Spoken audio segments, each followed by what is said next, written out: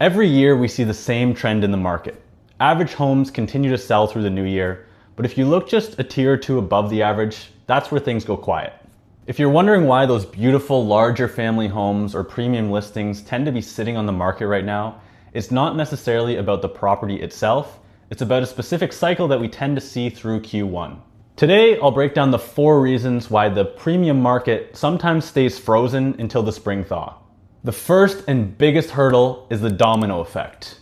Most people looking at a property above the area average generally already own a home, and they're relying on the funds and proceeds from that sale to fund their next move. Think of it like a chain of dominoes. The first one has to fall for the rest to follow. And at the beginning of the year, everybody's waiting for that first domino to fall. Until that premium buyer has an offer on their property and has their property sold, they're not going to feel comfortable making an offer on their move-up home or next property. You're essentially waiting for the foundation of the market to form before the chain can resume. Point number 2 is the activity standoff. Buyers in these higher price points are often a little bit more cautious, and they don't want to list their home until they see a healthy amount of activity happening in the market.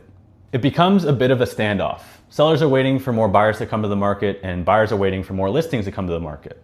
In the higher price point, where there's fewer buyers to begin with, this activity standoff can become prolonged and last even longer.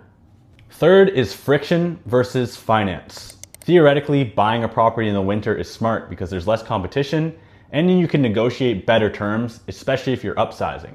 But for busy professionals or families, sometimes the friction of that winter move just isn't worth it. Many of these buyers would actually prefer to pay a little bit more for a cleaner transaction with more certain timelines. And for them, the path of least resistance and a lower stress closing is often worth more than a winter bargain.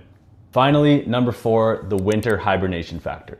With the record-breaking snow and freezing temperatures we've been hit with lately, nobody really wants to be out house hunting if they don't have to be.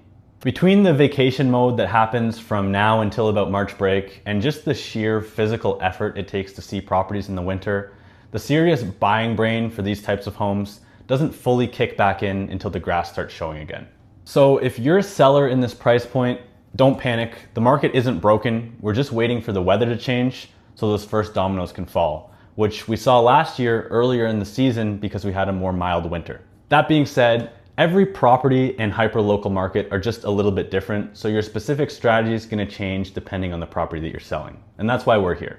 Thanks for watching this week's video, and see you in the next one.